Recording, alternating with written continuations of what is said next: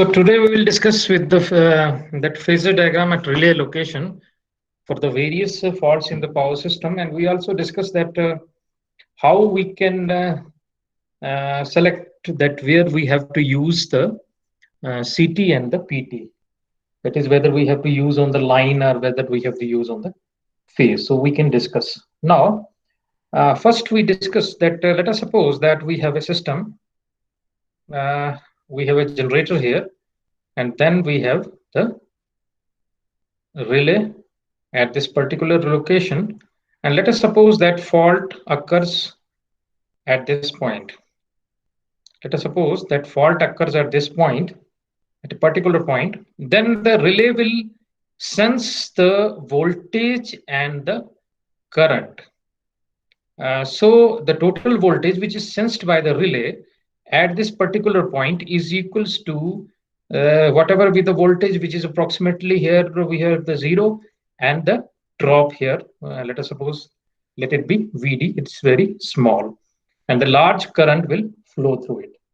Now, let us have some of the phasor diagrams for the different scenarios. Now, let us suppose, let us consider the pre-fault condition. First, we will consider the pre-fault condition.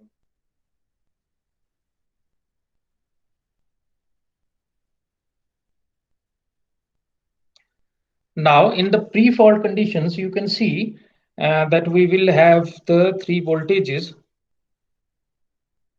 which are 120 degree, which are placed 120 degree, that is VA, VB, and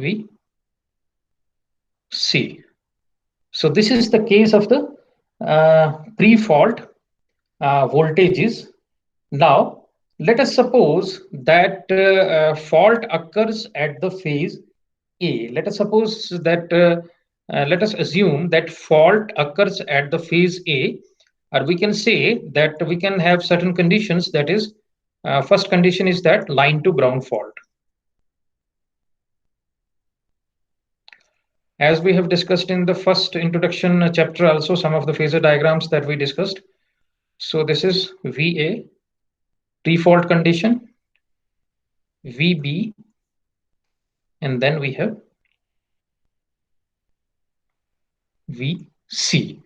So these are 120 degree apart, and let us suppose that LG fault, and the fault takes place at the phase A. So phase A to ground. So when the fault takes place at the phase A, in that very case, you will see that the voltage is reduced in the phase A. However, the phase V voltage will remains the same. So the voltage will be reduced, and phase B and the C voltages will remain the same. So this is in case of, this is a hypothetical value. So this is in case of AG fault, and similarly with the this BG fault and CG fault. Now, we will see that whenever the fault occurs, the fault current is in this phase. Let us suppose this fault occurs in the phase A. Then the this fault current will flow in the phase A only, and the fault current, neglecting the resistance, is highly inductive in nature. So in that case, we assume R approximately equals to 0. So the fault current is highly inductive in nature. Fault current is highly inductive, and it flows in the phase A, and from this you will see that the fault current is behind phase A 90 degree. It is 90 degree. So let us suppose that fault current here.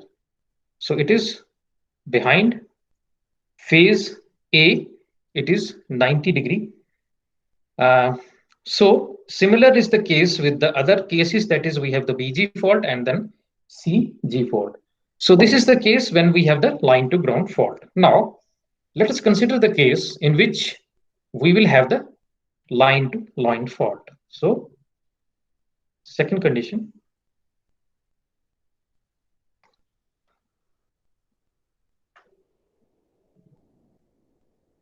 let us suppose that we have the line to line fault. First, we draw the pre-fault conditions. That is VA. We will have then VC and VB. Now, let us suppose that we have line to line fault. So in that very case, what we see that we will have VA, VB, and VC. And now, let us suppose that if the fault occurs in A and B, let us suppose that we have the fault in line A and line B. So we have the fault in line A and line B. It means that the voltage in this case is reduced. So voltage in the that is line voltage A and B is reduced. It means that it will be somewhat here and here. So the voltage in is in AB, predominantly in AB is reduced, and finally we are getting this type of scenario.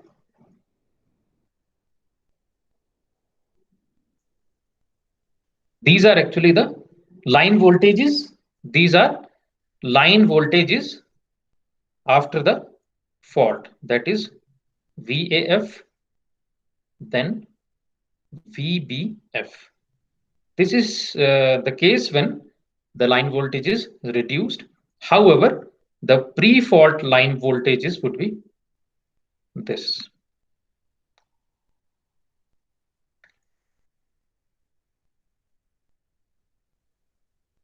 These are the pre-fault line voltages. Now, this is voltage VA, VB, and VC. Also, one more point is that for a unity power factor, we will have the pre-fault condition. Let us assume that it's a unity power factor. So in that very case, this current is IA. Then we have this current IC, and this current is IB. So for unity power factor conditions. Now we have this fault voltages we have here at that point. Then we will mark it as this in this direction. We will mark in this direction, and it is represented as AB. That is VAB fault. So it is represented as VAB fault, and the direction is like that. In this, we have assumed that this is positive. This is this has the more potential. If you consider the case of voltage, then positive and negative, so it has more potential as compared to this.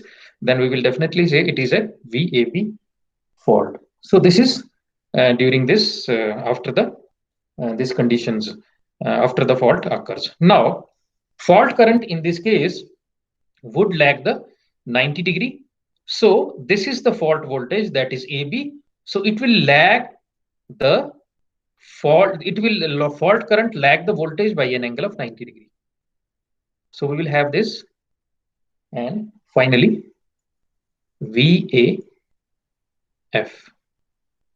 So we have assumed this positive direction. However, it is VBF, then the direction would be opposite. So this is in case of line that is AB and ground. That is AB fault, not the ground. We will discuss the ground. Then similar is the case with the AC fault. Now let us take the condition of the AC fault. AC fault is similar to that of the AB fault. In the AC fault, you will have this this point and this point is actually reduced, and then definitely we will have this voltage triangle would be from this side to this point and this side to this point. So this is in case of A, this G fault. Now other condition that is there, that is line to ground fault.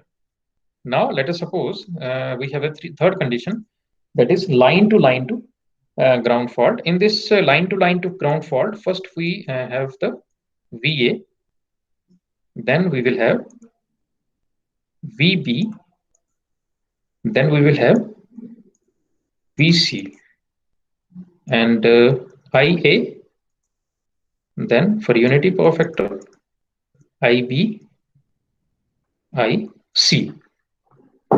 And this is the pre-fault line voltages.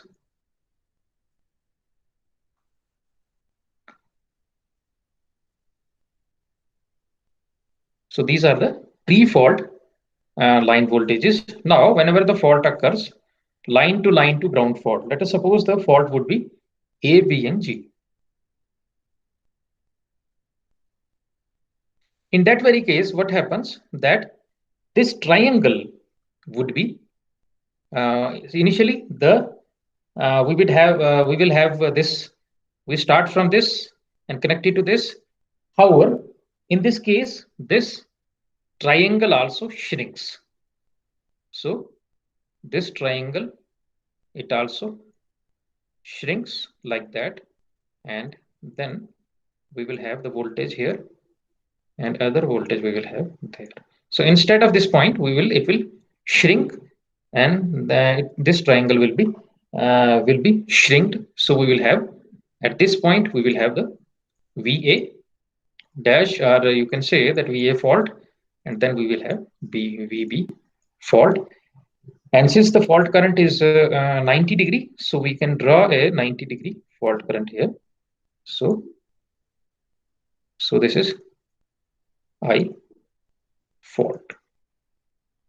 So this is about a different type of faults and how we can draw the various phasor diagrams of the fault which the relay will see. Now we have certain scenario we have to take into consideration, that scenario that where we have to install the this CT. Now let us suppose that we have a system. Let us suppose that we have to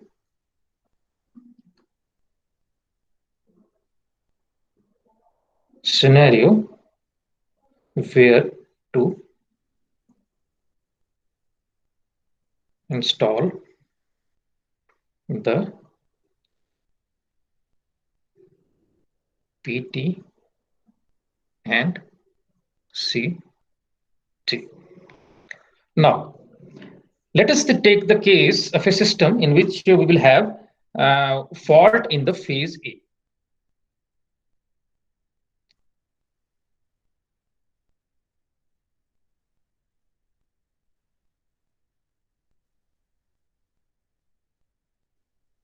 Now, whenever the fault occurs in the phase A, then you can have AB fault, then you can have ABG fault, then you can have AC fault, then you can have ACG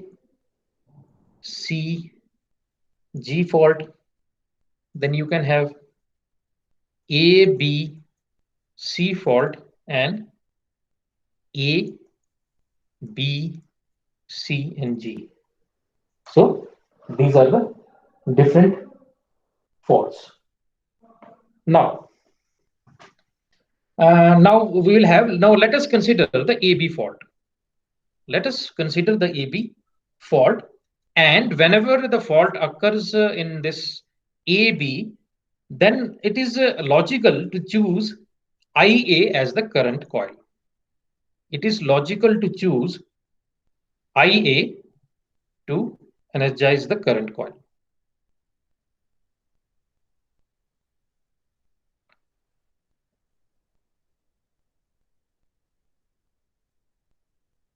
So it is logical to choose IA to energize the current coil.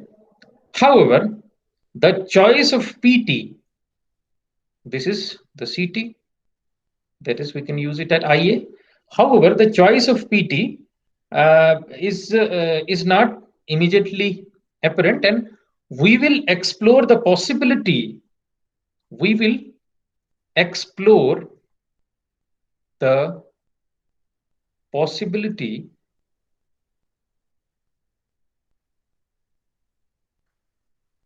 of using the various combinations of PT. That is, we can use the combination of, we can connect it at AB, we can connect it as CA corresponding to phase A. So that combination we have to explore and see which is the best combination. We have to see whenever the fault occurs, our voltage and the current should be such that it will produce the positive torque. It will produce the positive torque that we have discussed in the previous lecture also. So we will have the combination of the voltage and current in such a way that the positive torque is produced, and if the positive torque is produced, then in that very case, in this way, we have to use the directional relay. Now, let us take the scenario in which what we have disconnected the pressure coil at with the voltage VAB. Now, first we draw the phasor diagram and then we see the various scenarios. Now, CT, as we already know, it is connected in the phase IA, and PT, we have to see the different scenarios. Now, scenario 1, in this case, the PT is connected with the directional component, it is connected in AB, that it is connected at across VAB.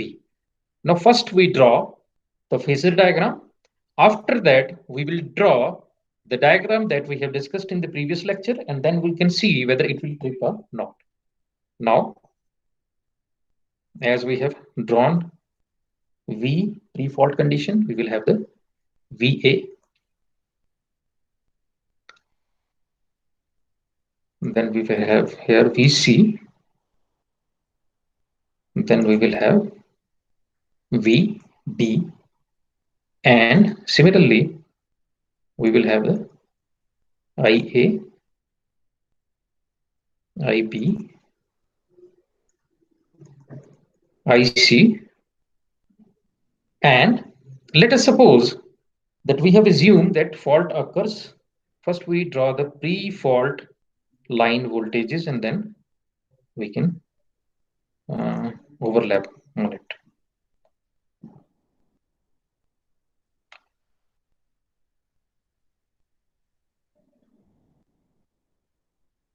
So this we will have VCA as per the convention, that is, it is at higher potential as compared to this. Then we will have VBC.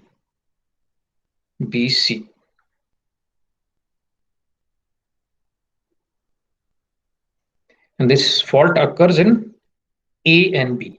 So fault occurs in line A and B. We have used IA as for the CT.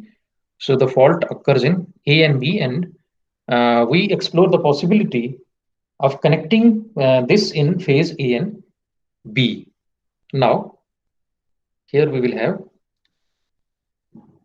let us suppose VAF, then we have the VBF,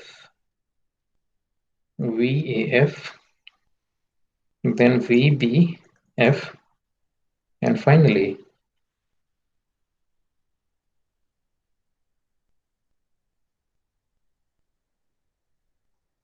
we have this fault, and this is VABF. Now, first we explore the possibility of energizing the pressure coil with the voltage VA. That is, energizing the pressure coil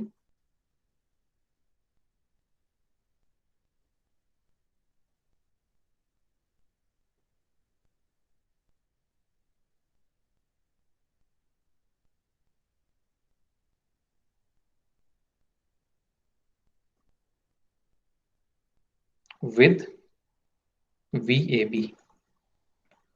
So here we will have the voltage and the current, as we have discussed, it lags the voltage by an angle of 90 degree. So it lags the voltage. Volt current lags the voltage by an angle of 90 degree. So from this, we will start drawing our whatever we have discussed in the previous lecture. Now, first, we have connected the PT here in this line, A and B. So we have connected the PT here. It means that take this line, we have connected the PT here. So we will have VAB, or we can say that VPC is equals to VAB because we have connected the PT here. Now, as we have discussed in the previous lecture, that the flux and the current and the flux due to this VPC, it lags by not by an angle of 90 degree, but by an angle of 70 or 80 degree. So we will have one more line. This line is known as IPC. This IPC is actually due to this voltage, the current is produced and the flux is produced. Now, this IPC, the 90 degree to the IPC, we are getting the MTA line. So 90 degree to IPC, we are getting the maximum torque angle line, 90 degree to that. So this is MTA line. Now, from the previous discussion, you will see that this PC, IPC, it decides that which is the trip side and which is the restraint side. So from this is the trip side because we have the MTA axis here, and this is the restraint side. So in this case, we will have this side is the restraint side,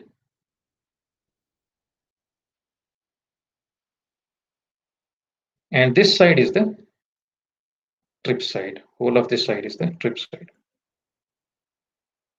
Now you will see that we have to see that fault current. What is for the positive torque? This current and the voltage would be in the same, would lie here, so that the positive torque is produced. Now, in this case, we will have this VPC. Now, this we will have, this is IPC, not VA. IPC, that is fault current. It is lagging the voltage by an angle of 90 degrees. So this is fault current IA. So we will overlap this fault current here after the fault, and you will see that this is in the restraint region and this is in the trip region, or so negative torque is produced, and as a result it will not trip. So this is not a perfect solution. So we cannot use the that is potential transformer or PT in VAB. So this possibility is rejected. Now let us take the second possibility. This is the first possibility. Now let us take the second possibility of connecting it to the CA. So first we draw the diagram, and then we can see all the factors which is involved in. Instead of drawing the diagram, you can see from here. We can see from here, you will see that we will have VA. This is VA and VC. The fault remains the same. We will have this fault A and B. However, we want to energize the pressure coil. So this is A and C. So in that very case, this voltage is the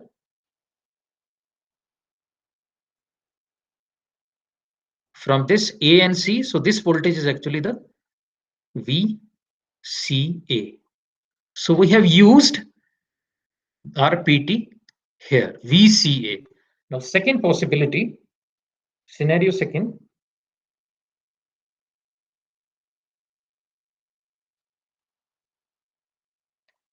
Connect PT between C and A. So we have to connect PT between C and A. So as we have drawn the diagram, a phasor diagram, we have to draw the phasor diagram for this case also. Now in this case, what happens? We have to first draw this CA VCA. So we draw VCA. Now we have drawn the VCA. Now IPC, that is due to this is VCA, that is VPC, pressure coil. So this is 70 or 80 degree. IPC is 70 or 80 degree to it. So this is IPC due to this VPC. Now MTA is drawn. Now MTA is at an angle of 90 degree to this one, IPC. So we have MTA, maximum torque angle, and behind that we will have the trip region. So you will see from here, this is the restraint region and this is the trip region. Now we overlap the current. This is the fault current in this case. So we overlap this fault current.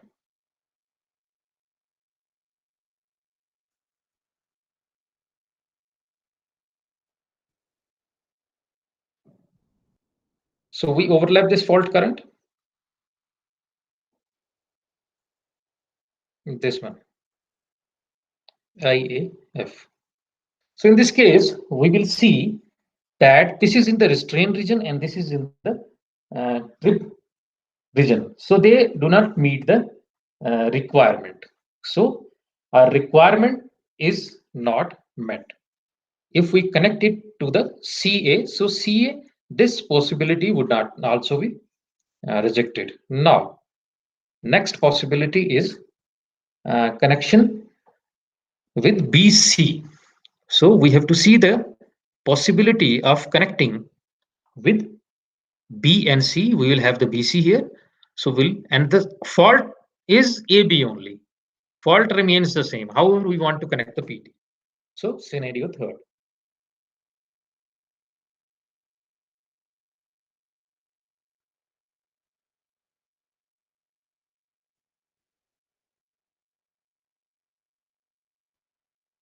Connect between BC. So we will have the BC here in this case.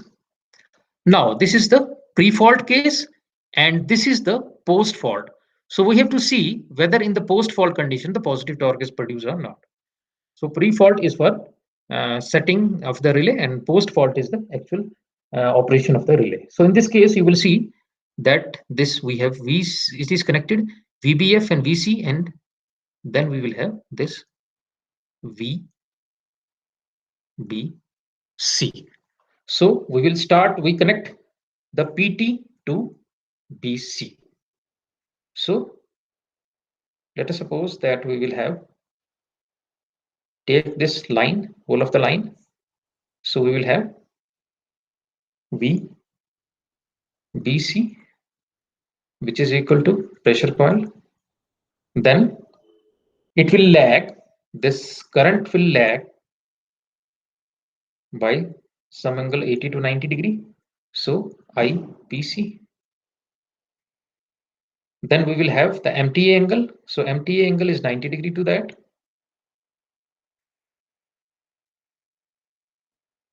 So we will have the MTA angle. Then we see that this IPC decides the trip and restraint region. So we will have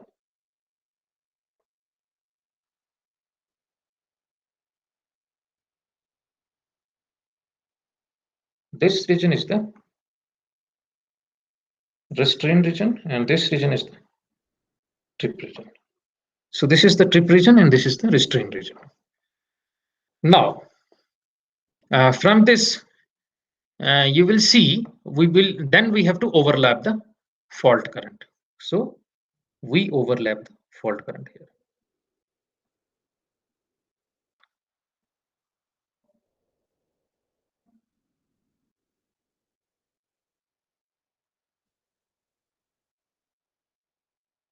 So we overlap the fault current. So in this case, you will see that these are in the trip region, and as a result, our connections are perfect in this case.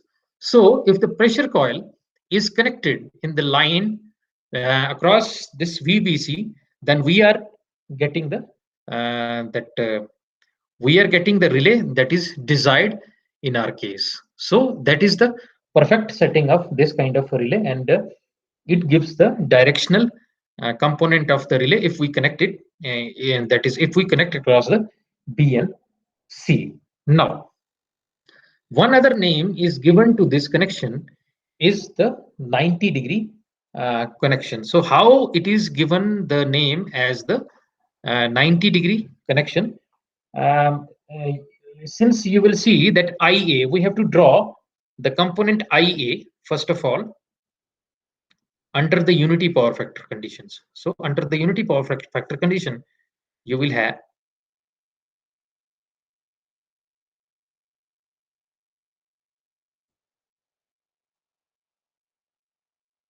this is IA and BC. So this is the BC fault, but we have to take into consideration the BC. So this is IA, this one, and BC here. So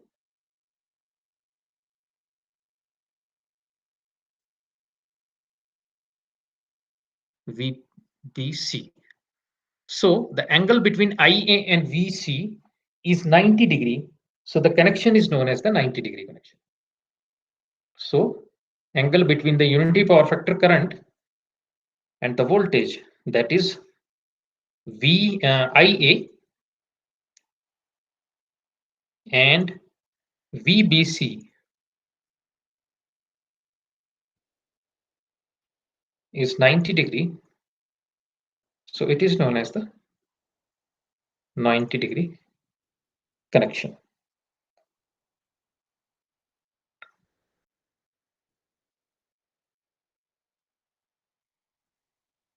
So these are actually the standard connections. No, standard connections are 90-degree connections. Then we will have the 30-degree and 60-degree. However, there are a number of possibility of energizing the voltage coil, that is PT. So there are very large number of possibilities of energizing it. However, all the possible voltage may not meet that particular requirement.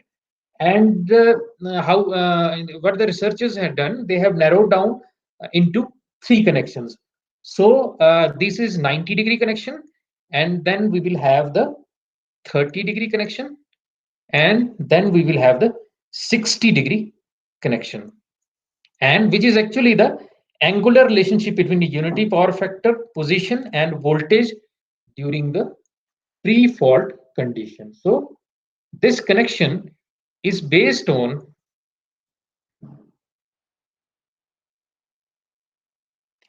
these are actually based on unity power factor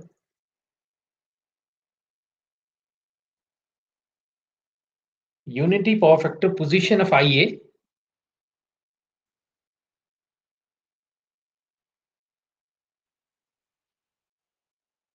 power factor condition of IA and voltage during the, and these voltages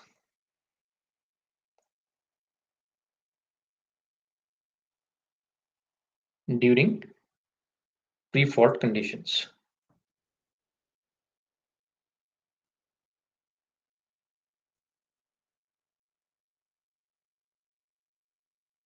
So the choice is narrowed down to 90-degree, 30-degree, and 60-degree.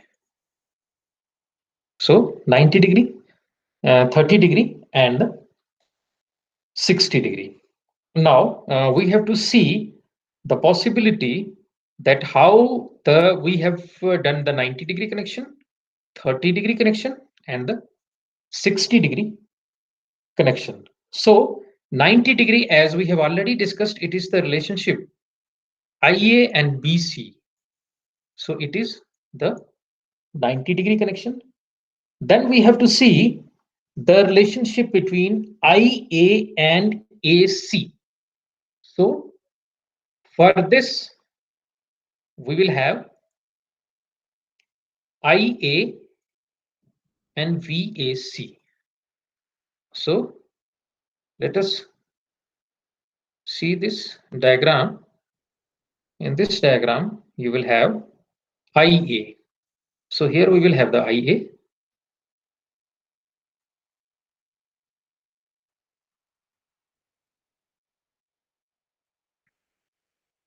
IA. Then we have AC. So we will have here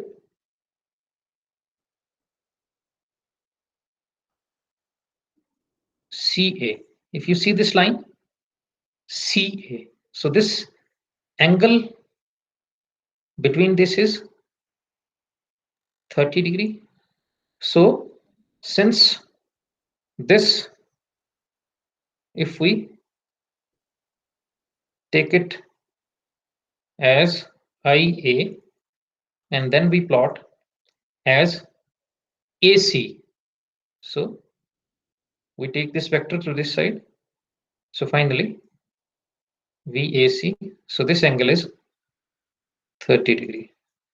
So in this way, the connection is the 30 degree connection. These are actually the various combinations of the voltage and the current to be fed to the directional that is the phase fault relays that are we have with us, which are catering to the phase fault involving the three phases. Now this is 30 degree. Now we have to see the 60 degree. Now 60 degree, for the 60 degree connection we will have, it is the relationship between IA and VAC plus VBC. So from this diagram, you will see that this is VCA. This one is VCA. This one is CA and this is BC. So this is CA and this is BC. So if we take here, this is IA.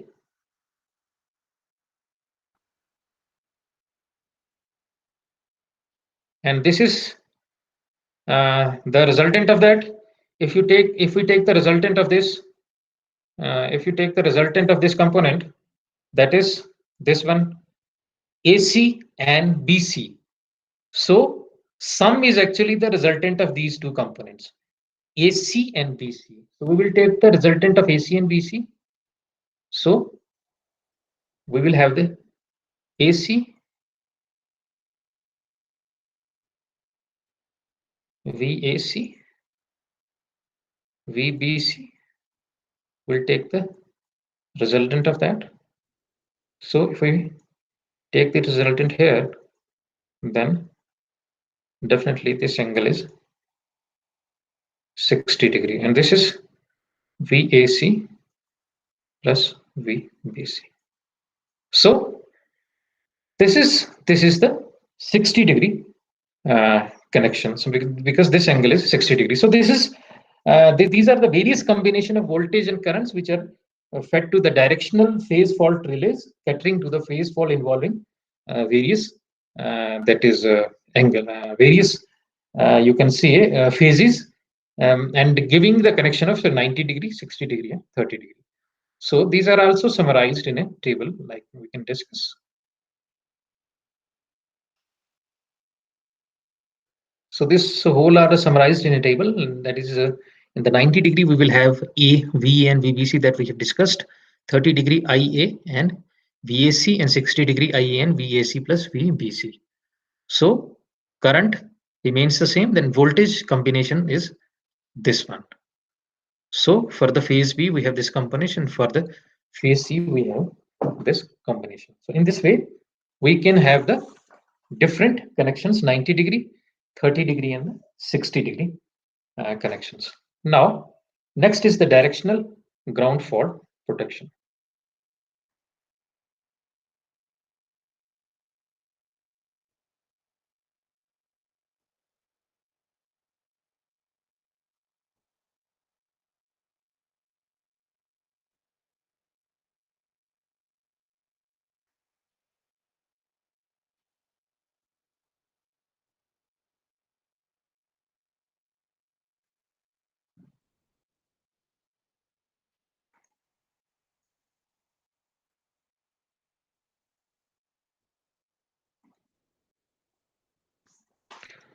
So whenever the ground fault takes place, then the directional ground fault relay develops the correct tripping tendency when fed by the residual current and the residual voltage. In this case, you will have the phasor diagram of AG fault. We will have the VA, VB, and VC, and then this is actually the fault that is taking place in that very case. Now, from this, you will get when we add these VA, then we add VB, and when we are add A and this VC, then finally we are getting the current as this voltage as 3V naught, the sum of the three, and then we will have this is the that is VPC actuating that, and this is the IPC, and this is the MTA angle that we have discussed, and this is the fault current, which is also 3 times under the normal conditions. Now, you will see that we will have the voltage 3 times voltage, and we will have the 3 times current in that very case. So this is the directional relay will with the MTA of tau. Tau is the angle between the voltage and this MTA, and what is fed in case of the ground relay, what is fed, that is 3V naught and 3I naught to get the circuit. Now we will discuss the directional overcurrent protection of three-phase feeder. Now, all the concepts that we have discussed is used in the directional overcurrent protection of three-phase feeders.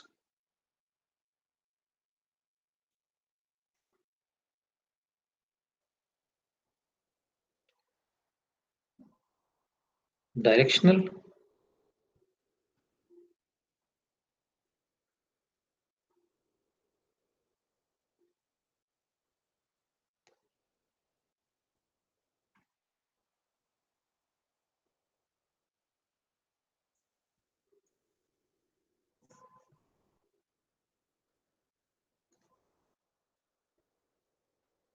So this is the protection scheme for directional overcurrent of three-phase feeders.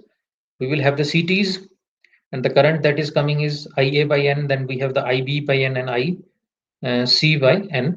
Then we have the phase fault overcurrent relay.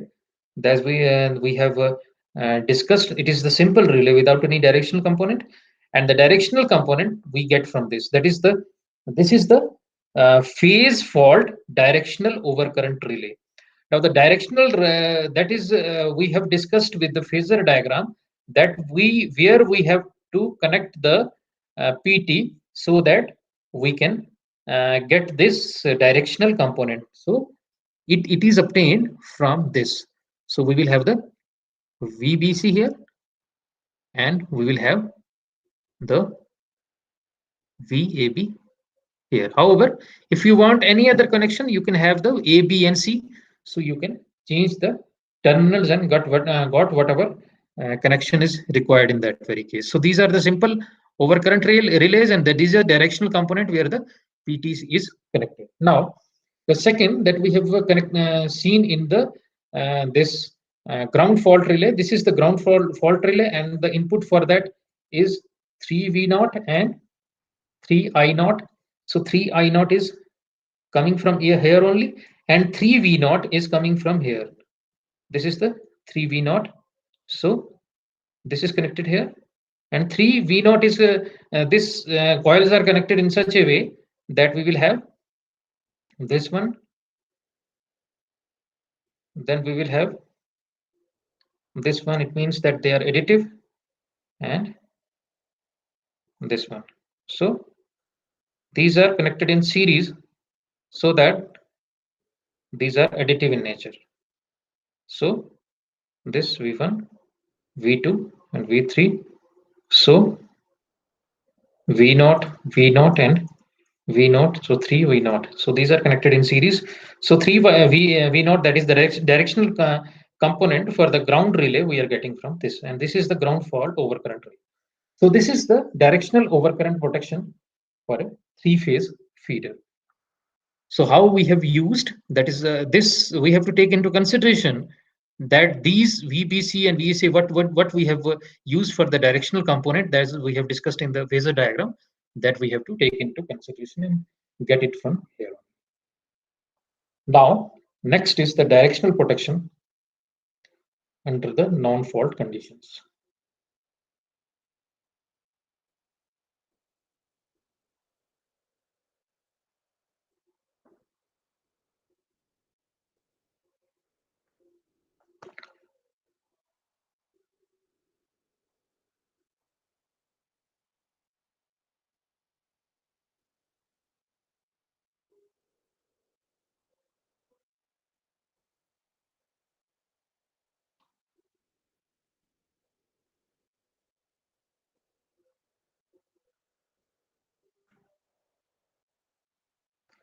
So directional protection under the non-fault conditions.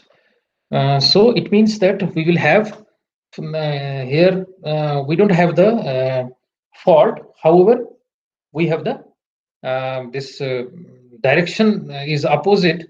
That is, this is the non-fault conditions that we don't have the fault. However, if the power direction is opposite to that of what is desired, it is different. This is desired power, and if the power direction is opposite to that, so it will work. So these relays are also known as the reverse power relays or the directional power relays. So these are known as the reverse power relays, or we can also say as the directional power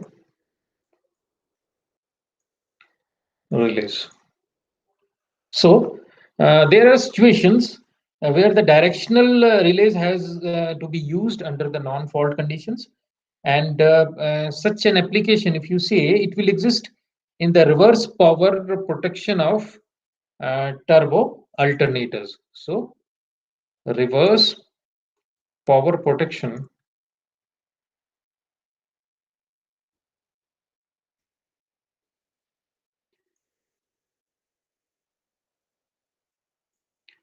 turbo alternators.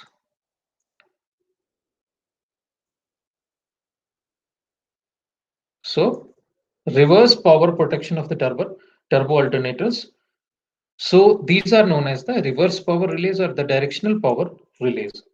And these actually situations, these are different from where the directional relays applied during the fault conditions. And as you can say, in case of the power relays, there is no collapse of the voltage. So in this case, you don't have any collapse of the voltage.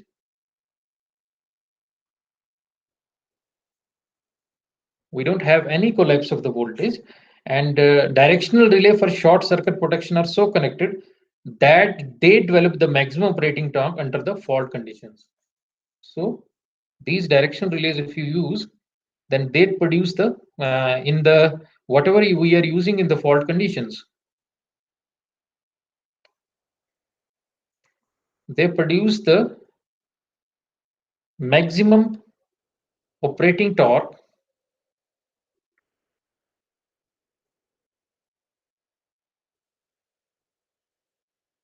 under fault conditions.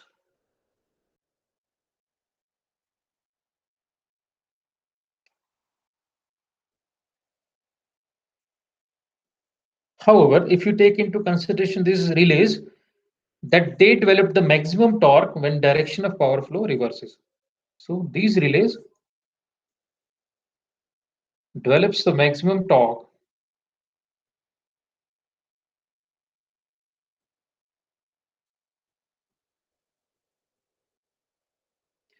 when direction of power flow reverses.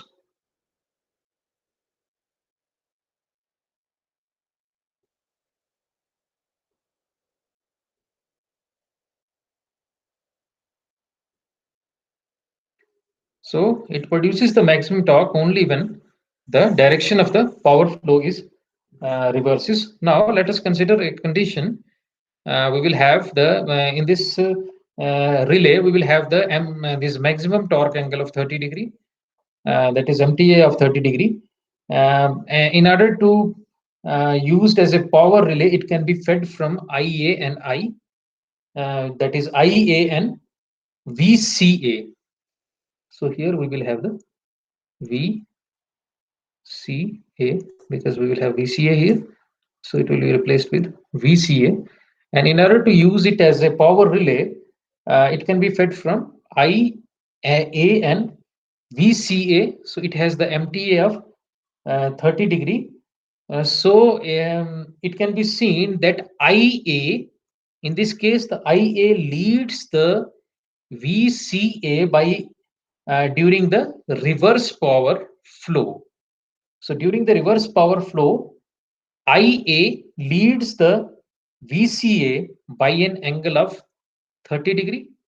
For the power flow in this direction, we will have the CA. However, if the voltage reverses, then the power also reverses. In that very case, we will have the VCA, and angle between IA and VCA is equals to 30 degree, and it will produce the maximum torque during that particular condition.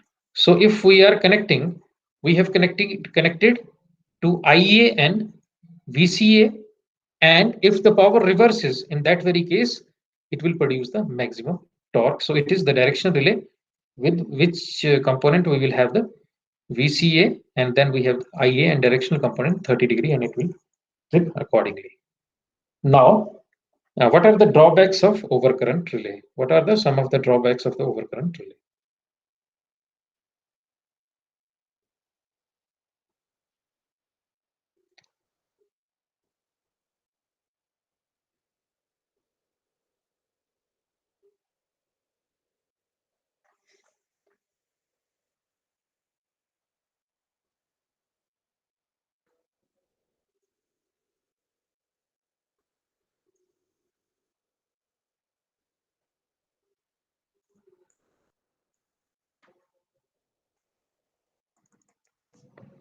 So what are the drawbacks of overcurrent relay? As we know, the fact that the reach and operating time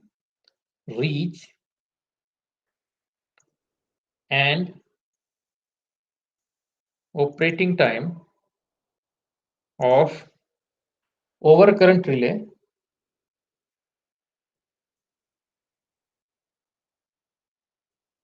it depends upon the fault current.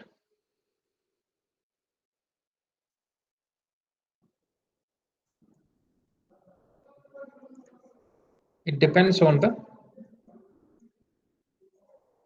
fault current,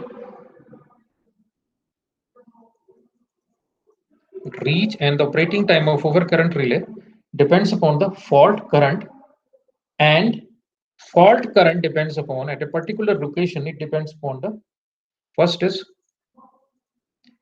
type of fault,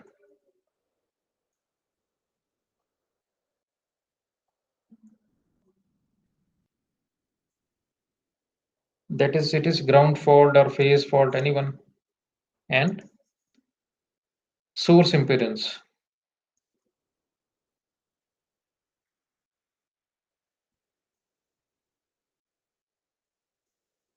So it depends upon the type of fault and the source impedance.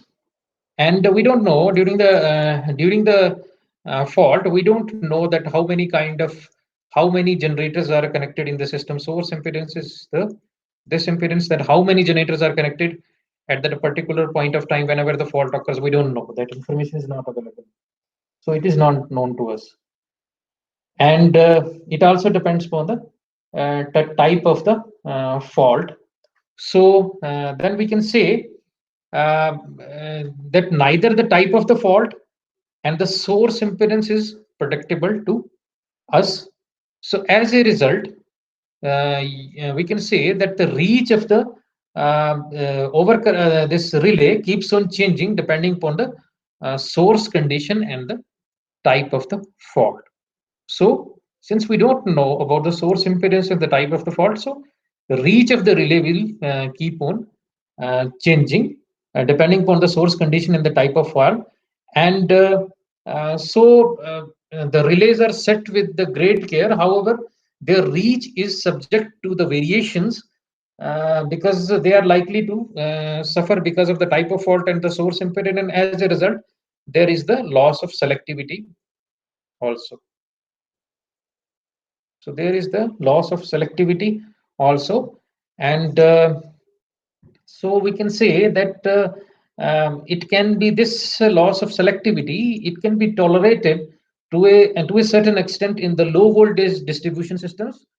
And however, if you take the case of the high voltage system, high voltage system, it cannot be tolerated, and also in the extra high voltage system. So in the low voltage system, we can tolerate it. However, in high voltage and extra high voltage systems, extra high voltage and the high voltage systems, selectivity cannot be, must be maintained.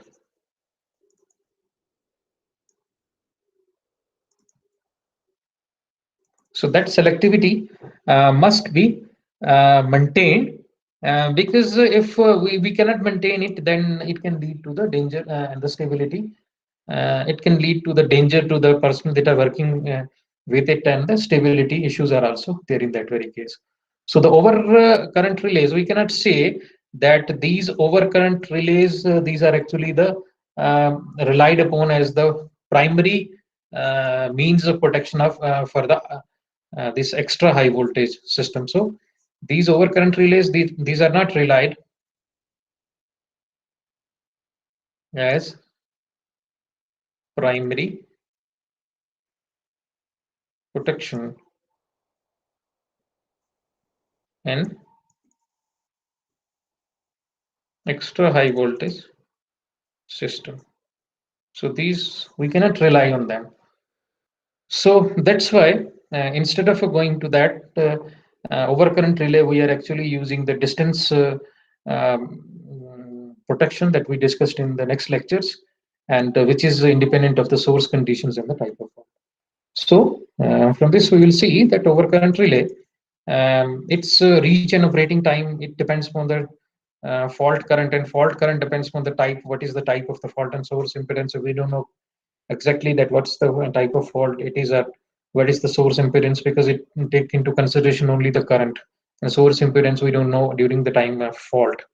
So that's why the selectivity is compromised. However, we can have we can use it for the low voltage system. We can tolerate to the certain extent, and however in extra high voltage systems we cannot tolerate it, and for that we are going for other protection system, which is known as the distance protection of the this transmission line that we can discuss.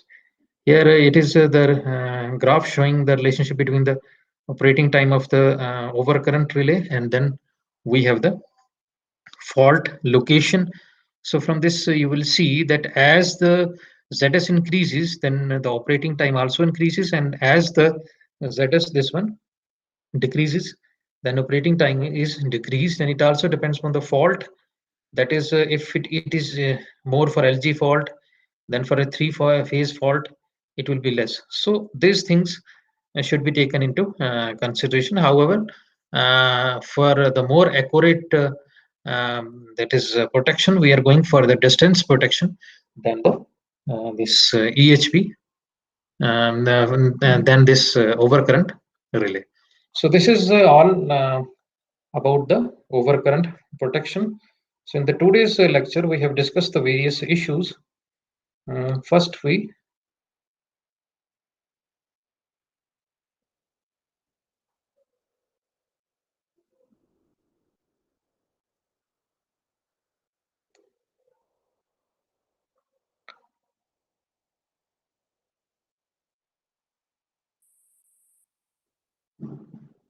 We discussed first. We discuss in today's lecture. We will discuss about the phasor diagram. We will see that how, if the fault occurs, that how the phasor diagram would be, and we will see the possibility of connecting the directional components so that the positive torque is obtained. We will see the different possibilities, and from this scenario, we will see that only one possibility is met, that is VBC. Then we will discuss the various connections, that is 30-degree, 90-degree, and 60-degree connections which are used. That is, we have narrowed down our search for these kind of connections. Then after that, we will discuss about this directional ground protection component, that how we get that. And finally, then we discuss the protection of three-phase feeder, that how the protection scheme, directional protection scheme that we have discussed is implemented in case of three-phase feeder, that how the different directional components are used in that. In the previous lectures, we have used only the non-directional component of overcurrent relay. In this lecture, we have discussed the directional component of the overcurrent relay. Then after that, we will see. Then after that, we discuss the this power directional, that is a reverse power relay, that is the directional power relay, which is used to produce the maximum power in case it is in the power is in the reverse direction. Then we discuss what are the disadvantages of this type of the relay. So directional relay, that as the directional, as the fault current is the function of type of the fault and the source impedance, and we don't know exactly about that because it has the logic of only the fault current. So it keeps on, so we have different type of faults and the source impedance we don't know exactly. So for the low voltage systems, it can be tolerated, but for the high voltage systems, we cannot tolerate that, and we are going for the other protection, that is known as the distance protection of transmission line. Now this is all about the overcurrent protection.